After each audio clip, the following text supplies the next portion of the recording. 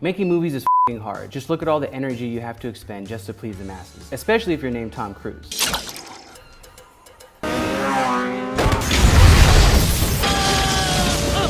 And when it's all said and done, there's usually nothing left in the tank, in particular to come up with a cool, memorable title. Come on, that's a whack title. And look at some of these other truly uninspired titles. Damn, almost fell asleep there. And that's just Nancy Meyers movies. Well, in honor of the new Mission Impossible that's been out for a couple of weeks, we wanted to look at the movies that were able to rise above the terrible titles bestowed upon them, becoming actually pretty good movies. So here's the best of the rest. Our weekend binge of top movies with generic titles are actually pretty damn good. Number 1, Mission Impossible.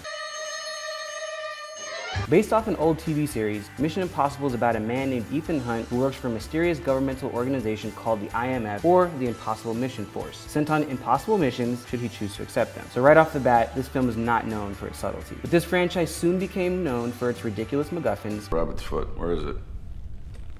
Ridiculous stunts, and Tom Cruise running his ass off, often in a ridiculous fashion. And over time, we have come to eagerly await the next impossible mission because we just want to see Tom Cruise doing some death-defying shit. Number 2, Elite Squad 1 and 2. Originally given the much better Portuguese title Tropa de Elite, which translated to Elite Squad, we follow a militarized police squad headed by a guy named Nascimento, played by Wagner Moura, who played Escobar in the Narcos TV series, who is sent into the favelas for pacification and to battle drug lords. But we soon find that even though he was able to get rid of the dealers in the first Elite Squad, in the second film, he has to deal with the corrupt police officers that have taken the place of the drug lords. And these movies are intense. Whether showing cops murdering civilians or murdering rioting prisoners, it holds nothing back. In many ways, these two films are updated versions of City of God, giving us that raw, documentary-like feel, bringing us front and center in this seedy world of corruption and political intrigue. Number 3, Edge of Tomorrow. I hear that title and think of some dumb straight-to-DVD or Netflix type of movie with little to no depth. But that was not the case at all for Edge of Tomorrow, a film that blended comedy, action, world,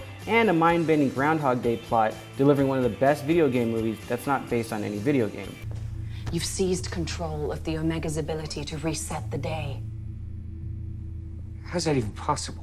Later renamed Live, Die, Repeat to give it more pizzazz, they should have gone with the original manga title, All You Need Is Kill, which, in hindsight, would have been a perfect title for this playful yet frantic sci-fi extravaganza. Oh well, I just want to know what's with Tom and all these generic-ass titles. Number 4, Arrival. When I first heard about this movie, I was confused and reminded of the old Charlie Sheen movie called The Arrival, a trashy and pulpy 90s movie about an alien invasion I feared Hollywood was trying to remake. Thankfully, that wasn't the case, Arrival instead being an adaptation of a short story called Story of Your Life. Now, once you actually watch Arrival, you realize why they changed the title, as it's essentially one big spoiler. This may be one of the few times where changing the original title was a good move. Beyond a good title change, we have a film that really with your mind in terms of the idea of time travel, and honestly did what Interstellar tried to do, but so much better. No cosmic libraries here, just giant alien hand things. Number 5, Scream. It may be difficult for many to think of this with any other title, but look at it. Scream? That is so generic, it barely tells us what the movie's even about. Yeah, people are screaming, but that's like calling a movie about action, fight,